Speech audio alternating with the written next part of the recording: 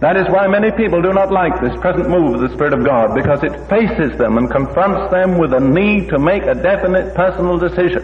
Am I going to go through with God?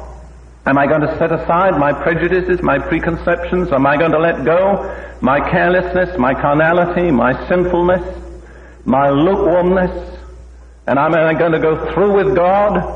Or am I going to let the tide of iniquity and darkness engulf me and carry me down right into the gates of hell? You have got to make a personal choice.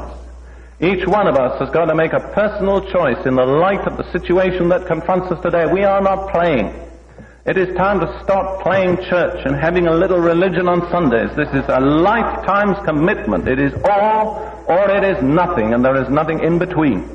This is the time in which we live. But for those of us that will believe God and catch the vision and listen to the voice of the Spirit, it is going to be a glorious time.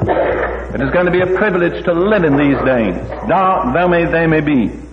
At a certain time in God's dealings with Abraham, we read that Abraham was downcast and discouraged because he had no son, and because he didn't see how God's promises could be fulfilled to him without an heir born of his own body.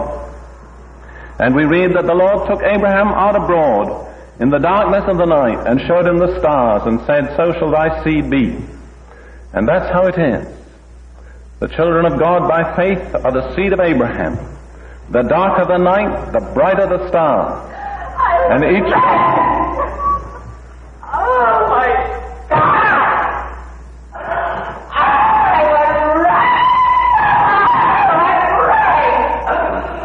I was right!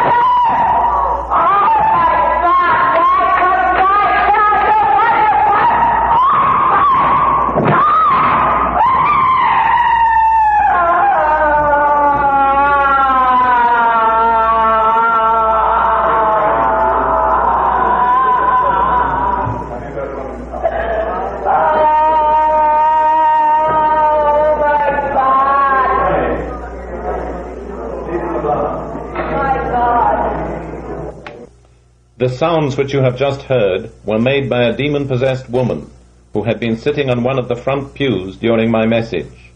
About 15 minutes previously, this same woman had been playing the piano for the opening hymns. However, through the message preached, the demons in her were caused to manifest themselves, seeking to interrupt the message and to break up the service. At this point, I came down from the pulpit, and my wife and some others in the church joined me in praying for this woman. We commanded the demon to give its name, and after some time it answered, "My name is Lies," and immediately began to boast of all the lies which it had told and of all the people whom it had deceived. Eventually this demon came out of the woman exactly as it is recorded in Acts chapter 8, verse 7. For unclean spirits, crying with loud voice, came out of many that were possessed with them.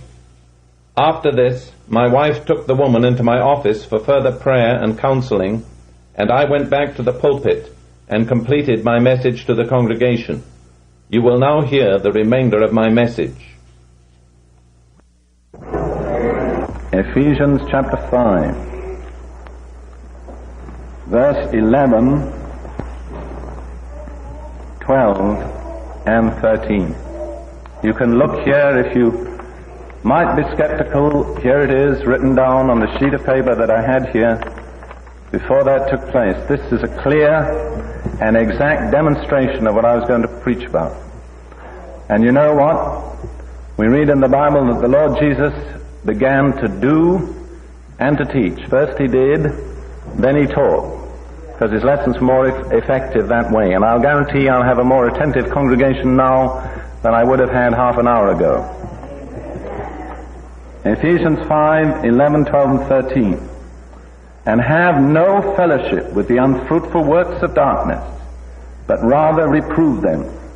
For it is a shame even to speak of those things which are done of them in secret. But all things that are reproved are made manifest by the light. For whatsoever doth make manifest is light.